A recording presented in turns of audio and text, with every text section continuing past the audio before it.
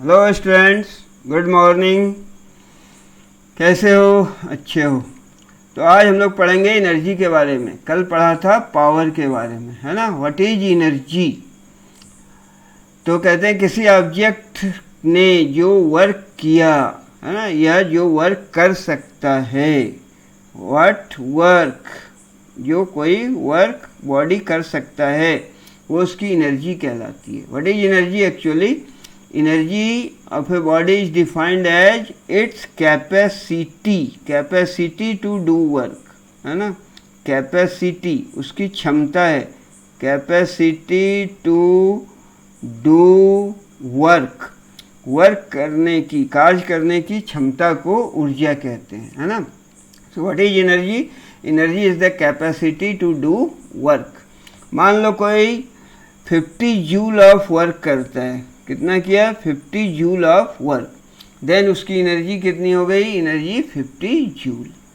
That is when your work is done, जब work done होता है किसी ऑब्जेक्ट पर, work is done, work done on the object. जब भी वर्क डन होता है ऑब्जेक्ट पर, वर्क डन ऑन ऑब्जेक्ट, जब भी वर्क डन होगा, है ना, तो उसकी जो एनर्जी है वो बढ़ती है। It gains energy. जब भी वर्क डन होगा ऑब्जेक्ट पर तो ये एनर्जी गेन करता है। ठीक है। मान लो 100 जूल ऑफ वर्क हुआ तो बॉडी ने गेन किया 100 joule of energy. That's why energy stored, क्या बोलते हैं इसको? Energy of a body is the stored work. Energy क्या है? स्टोर्ड वर्क है। इसलिए एनर्जी की यूनिट वही होती है जो वर्क की होती है। वर्क की एसआई यूनिट हम लोगों ने देखी थी, जूल। सो एनर्जी की भी एसआई यूनिट होती है, जूल। ठीक है। तो एनर्जी की भी सेम यूनिट होती है, दोनों सेम यूनिट में मेजर किया जाता है। And dimensional formula, upon unit dimensional formula देख रहे हैं हर एक चीज़ का। तो डायमेंशनल फार्मूला इसका क्या होगा? डायमेंशनल फार्मूला ऑफ एनर्जी, तो जो वर्क का होगा वही इसका होगा। Because energy is nothing but the capacity to do work. तो वर्क की क्या थी? वही एनर्जी की होगी। वर्क की थी force mL(T-2) into distance, that is mL²T-2। तो एनर्जी का जो डायमेंशनल फार्मूला है वो होगा mL²T-2, that is same as work. अब ये जो एनर्जी है, ये एनर्जी तो कई टाइप की होती है ना। जैसे मैकेनिकल एनर्जी है ना, डिफरेंट फॉर्म्स ऑफ एनर्जी है। मैकेनिकल एनर्जी है, हीट एनर्जी है, साउंड एनर्जी है ना। उसी तरह लाइट एनर्जी है ना। उसी तरह इलेक्ट्रिकल एनर्जी है। सो एनर्जी का वेरियस फॉर्म्स होता है। ठीक है। बट अपने को यहाँ पर मेनली क्या पढ़ना है? मैकेनिकल एनर्जी के बारे में पढ़ना है। ठीक है। एनर्जी में appear in various form, various form में ये अपीयर हो सकती है। जैसे मैकेनिकल हो गई, हीट एनर्जी हो गई, साउंड एनर्जी, लाइट एनर्जी, है ना। तो energy is one of the most important concept in physics. Physics का ये मोस्ट इम्पॉर्टेंट कंसेप्ट है। और ये जो है principle of conservation of energy हम लोग पढ़ेंगे। एक्चुअली वो ये कहता है कि टोटल एनर्जी जो है यूनिवर्स का, total energy of all forms of energy का जो टोटल फॉर्म है, that is energy of total form is always conserved. ये हमेशा कंजर्व्ड होता है। टोटल एनर्जी हमेशा कांस्टेंट है। दैट इज कंजर्वेशन प्रिंसिपल को ऐसे भी अपन स्टेट करते हैं, energy can neither be created nor destroyed, but it can be transformed from one form to another, है ना। तो हम लोग यहाँ मैकेनिकल एनर्जी के बारे में पढ़ेंगे और इसके कंजर्वेशन को प्रूव भी करेंगे कि mechanical energy is always conserved. So what is mechanical energy? In fact mechanical energy को डिफाइन कैसे करते हैं? तो mechanical energy is sum total of kinetic and potential energy. Mechanical energy actually sum total of kinetic and potential. Kinetic energy क्या होता है? Energy due to motion. जब object motion में है तो उसकी एनर्जी होती है, दैट इज एनर्जी पॉजेस्ड और energy due to motion of a body is called kinetic energy of that body. And potential energy, it is the energy due to position, energy due to position और configuration, इसको बोलते हैं potential energy. तो इस दोनों का जो sum total है उसको बोलते हैं मैकेनिकल एनर्जी. ठीक है. एंड काइनेटिक एनर्जी के बारे में हम लोग देखें यदि उसके पहले, एक्चुअली इसके लिए एक्सप्रेशन तो वैसे पता है, इसको अपन डिराइव भी करते हैं. Kinetic energy is given by K is equal to half mv square, है ना. That is energy possessed by body by virtue of its motion, by virtue of its motion, इसको बोलते हैं काइनेटिक एनर्जी. जैसे moving object है तो moving object can do work on another object, है ना. जैसे कोई क्रिकेट की बॉल है ना, यदि वो स्ट्राइक करेगी किसी चीज़ पे तो क्या होगा, वो उस पर वो फोर्स लगाएगा. तो जो मूविंग ऑब्जेक्ट है वो वर्क करेगा, यानी बॉडी को डिस्प्लेस कर सकता है. तो कैपेसिटी टू डू वर्क आ जाती है मूविंग ऑब्जेक्ट में. So that energy due to motion is called kinetic energy. जैसे कोई हथौड़ा अपन मारते हैं, है ना, कोई कील अपने को ठोकना है हथौड़ा, तो हथौड़ा मोशन में आता है तो उसमें काइनेटिक एनर्जी होती है. हथौड़े ने काइनेटिक एनर्जी एक्वायर की और वो फिर नेल लकड़ी में या जिसमें अपने को ठोकना है उसके अंदर नेल चली जाती है ना. तो object in motion has the ability to do work. यदि मोशन में है तो उसमें कार्य करने की क्षमता आ जाती है. And the energy of this moving object is called kinetic energy, है ना. इसके लिए यदि अपने को एक्सप्रेशन निकालना आता है ना, व्हाट इज काइनेटिक एनर्जी, इसकी यूनिट क्या होगी, तो जो एनर्जी की यूनिट होगी वही काइनेटिक एनर्जी की यूनिट होगी, because it is one form of energy. ठीक है. तो इसके लिए मान लिया कि अपन ने कोई एक सरफेस ले लिया लाइक दैट, ऐसा. ठीक है. ये मान लो सरफेस है, यानी ग्राउंड है, ये ग्राउंड का फ्लोर है.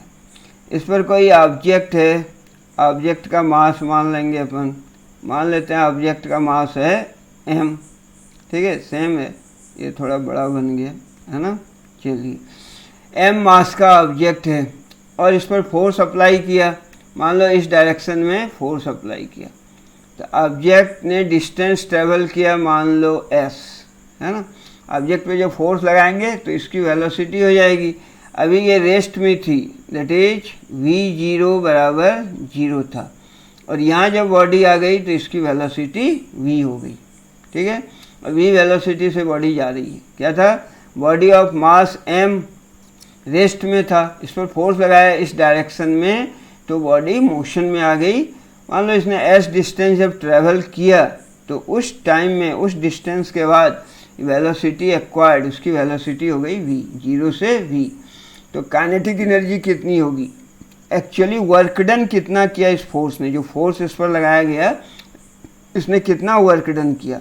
तो work done is given by W equal to F S होता है ना. तो force into displacement. And what is force, यदि मास इसका m है और a एक्सेलरेशन प्रोड्यूस हुआ तो न्यूटन सेकेंड लॉ से F इक्वल टू ma, तो ma इंटू s, इतना हुआ वर्क डन. ठीक है. This is the work done.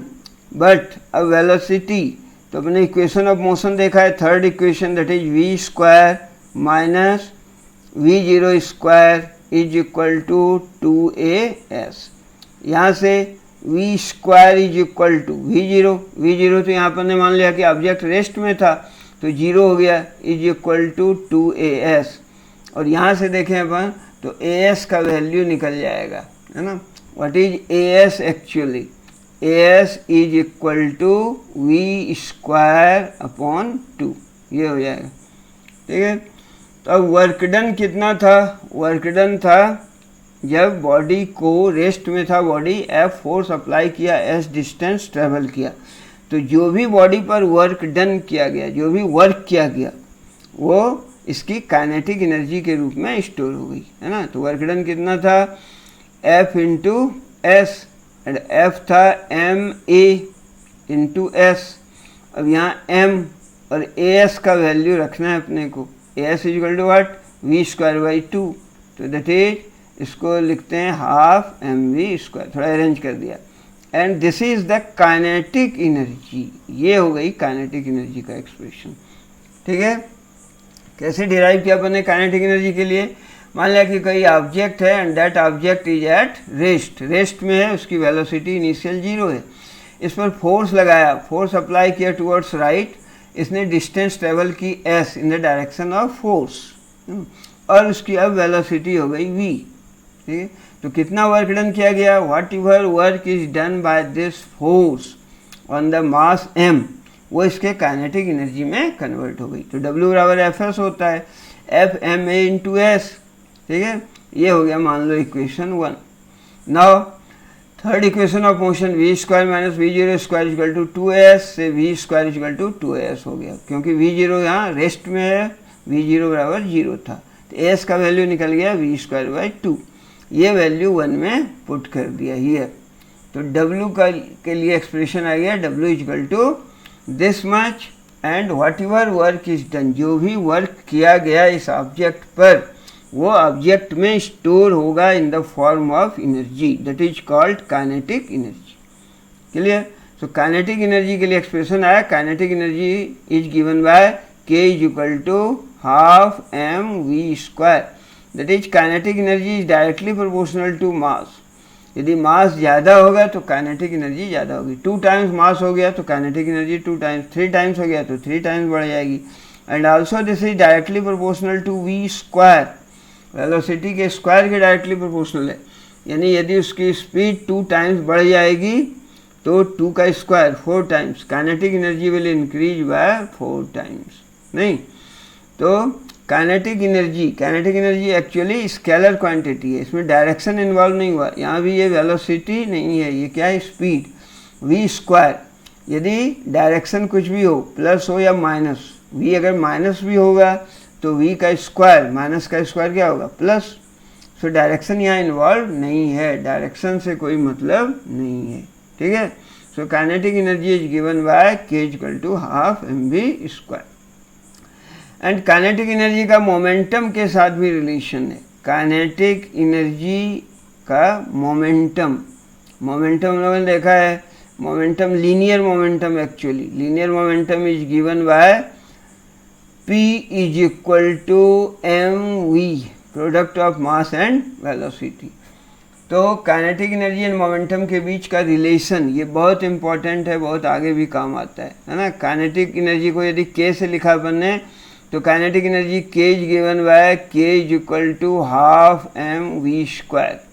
ठीक है, इसको हाफ लिख दो, mv होता है मोमेंटम, इसको mv लिख दो, mv का स्क्वायर, बट एक m तो हमने ज़्यादा लिख दिया है ना, तो m से क्या किया? Multiply and divide. ठीक है, अब mv p हो गया, that is p² upon 2m। So kinetic energy and momentum के बीच का ये रिलेशन हो गया, kinetic energy k equal to p² upon 2am और p is equal to √2mk।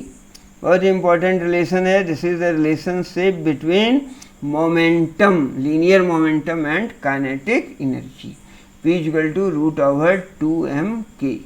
ठीक है, और यदि वेरिएबल फोर्स के टर्म में देखें अपन, वेरिएबल फोर्स के टर्म में देखें तो ठीक है, तो उसमें भी हम लोग लिख सकते हैं काइनेटिक एनर्जी के लिए एक्सप्रेशन, है ना, in terms of variable force. ये तो कांस्टेंट फोर्स लिया अपन ने, वेरिएबल फोर्स में वर्क डन के लिए एक्सप्रेशन क्या होता है? In case of variable force, work done by the variable force, यदि वेरिएबल फोर्स लग रहा है तो उस केस में जो वर्क डन होता है W बराबर, हम लोगों ने देखा है F.ds, ये 2 वेक्टर dW हो गया, इसको इंटीग्रेट कर देते थे F.ds। ठीक है, आया समझ में? बट ये हो गया वर्क डन के लिए expression, work done W equal to F.ds and what is F actually? F क्या होता है?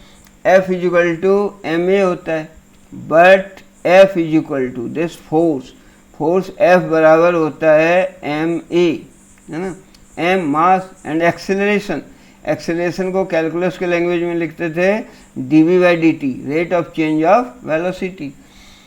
तो ये वैल्यू अगर यहाँ रख दो, है ना, तो ये क्या हो जाएगा एक्चुअली, है ना, W इक्वल टू दिस, ये हम लोगों ने देखा था, and F equal to mdv/dt, mdv/dt। तो ये अगर वर्क डन के लिए रिलेशन लिखेंगे तो यूँ हो जाएगा, इंटीग्रल ऑफ F का वैल्यू रख दिया अपन ने mdv/dt, क्लियर।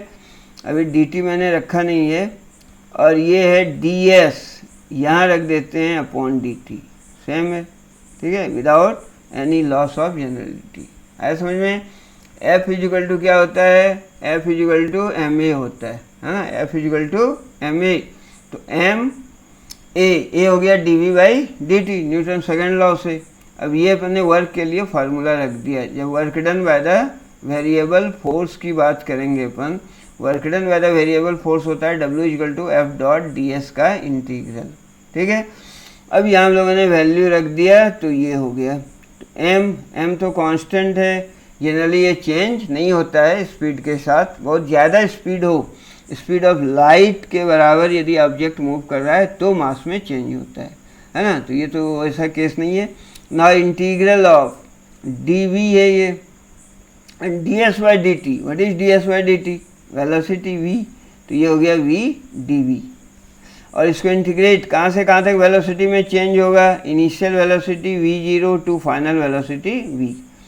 और इनिशियल वेलोसिटी मान लिया था अपन रेस्ट में है ऑब्जेक्ट, है ना, तो ये हो गया m, एंड v dv का जो इंटीग्रल है ये होता है v²/2, है ना। और लिमिट यदि लेंगे तो लिमिट क्या है, v0 बराबर 0 था से v तक, रेस्ट में ऑब्जेक्ट है, उस पर फोर्स लगाया, and this work done is stored in the system in the form of kinetic energy. तो ये हो गया हाफ mv²। लिमिट में वैल्यू रख दिया अपन ने, क्या है, v का वैल्यू हो गया, तो v² 0 रखा तो 0, है ना। ये कहाँ से, यहाँ अपन ने एक फार्मूला यूज किया, दैट इज इंटीग्रल का बताया भी था, x dx, या in general x to the power n, है ना, x to the power n dx, x to the power n का x के रिस्पेक्ट में इंटीग्रेट करेंगे तो इसका इंटीग्रेशन आता है x to the power n+1 whole divided by n+1। तो यहाँ पावर कितना है, यहाँ v का पावर 1 है, नहीं कुछ तो 1, तो 1+1 2/1+1, इसलिए v dv का हो गया v²/2। सो यहाँ भी अगर देखें वेरिएबल फोर्स से भी देखें तो सेम रिजल्ट आता है, ठीक है। उसके बाद एक है इसमें kinetic energy and work energy theorem, बहुत इम्पोर्टेंट थ्योरम है ये, वर्क एनर्जी थ्योरम, है ना।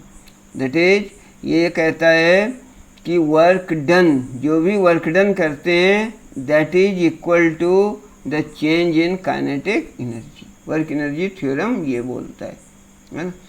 अभी हम लोगों ने देखा ये एक्सप्रेशन आया था W is equal to what mv/dv, ये आया था ना, इसको इंटीग्रेट किया था अपन, ठीक है। और ये आ गया था, अगर इसको इनिशियल वेलोसिटी लिया था v0, फाइनल वेलोसिटी v, हालांकि अपन ने v0 रेस्ट में लिया था तो v0 बराबर 0 हो गया था।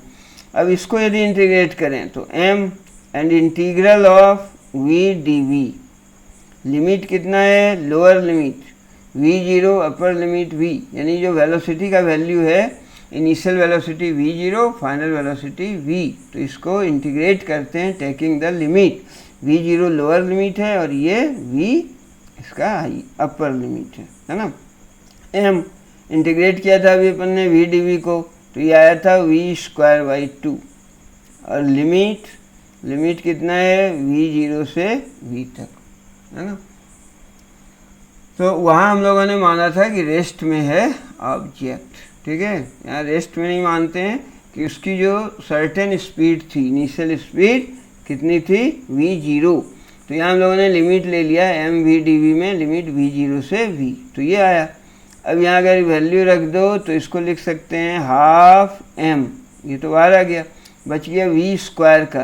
तो पहले v का वैल्यू v रखे तो v स्क्वायर, फिर माइनस ऑफ v का वैल्यू v0 रखा तो v0 स्क्वायर। इसको अगर और एक्सपेंड कर दें तो हो गया half m v square minus of half m v0 square. ठीक है, ये आ गया w, और ये जो वर्क डन है एक्चुअली ये बराबर हो गई इसके w equal to this much. ठीक है, w equal to this much. Actually यहाँ देखो हाफ एम वी स्क्वायर, इसको ऐसा भी लिख सकते हैं w equal to half M V square. ये फाइनल वेलोसिटी है, फाइनल वेलोसिटी के टर्म में जो एनर्जी हुई उसको बोलो फाइनल काइनेटिक एनर्जी, और v0 ये इनिशियल वेलोसिटी थी, तो हाफ एम v0 स्क्वायर ये जो काइनेटिक एनर्जी है इसको बोलेंगे initial kinetic energy, that is w equal to difference of final and initial kinetic energy. और इसको लिख सकते हैं w equal to del k, change in kinetic energy. तो यही है work energy theorem. Work energy theorem states that the net work done on a body is equal to the change in kinetic energy. Net जो work done है वो change in kinetic energy के बराबर होता है। नाउ इसके special case, if work done zero है, अगर वर्क डन जीरो होगा तो क्या होगा, के एफ माइनस के आई बराबर zero, that is final kinetic energy बराबर इनिशियल काइनेटिक एनर्जी। ठीक है, if work done is positive, that is if W is greater than zero, W greater than zero होगा, यहाँ से देखो तो K F must be greater than K I, नहीं, यानी यदि पॉजिटिव वर्क डन हुआ, positive work done W greater than zero means positive work done, then kinetic final kinetic energy will be more than initial kinetic energy, यानी kinetic energy में increase होगा। और third case, if work done is negative less than zero, यहाँ से देखो अब less than zero, then इस case में kinetic energy initial will be greater then final kinetic energy, है ना। यानी अगर निगेटिव वर्क डन होगा तो उस केस में काइनेटिक एनर्जी डिक्रीज होगी। ठीक है, तो बच्चों समझ में आया होगा आज हम लोगों ने क्या क्या डिस्कस किया। दैट इज एनर्जी के बारे में डिस्कस किया। What is energy? It is simply the capacity to do work done on an object is stored in the system in the form of energy. और मैकेनिकल एनर्जी हम लोगों को पढ़ना है, sum of kinetic and potential energy. Kinetic energy क्या है, expression derive किया, relation between kinetic energy and momentum derive किया, then by the variable force, kinetic energy के लिए भी एक्सप्रेशन वही आएगा। Then work energy theorem by variable force, ये हम लोगों ने निकाला और स्टेट किया वर्क एनर्जी थ्योरम को कि the work done on a body is equal to change in kinetic energy, W equal to del K. और स्पेशल केस देखा, यदि वर्क डन जीरो है तो फाइनल काइनेटिक एनर्जी बराबर इनिशियल काइनेटिक एनर्जी क्या होगा, यानी यदि वर्क डन जीरो है, कोई वर्क नहीं किया जा रहा है, तो काइनेटिक एनर्जी सेम रहेगी। अगर पॉजिटिव वर्क किया जा रहा है तो काइनेटिक एनर्जी इंक्रीज होगी, और यदि निगेटिव वर्क डन किया जा रहा है तो काइनेटिक एनर्जी डिक्रीज होगी। ठीक है, with that it's the time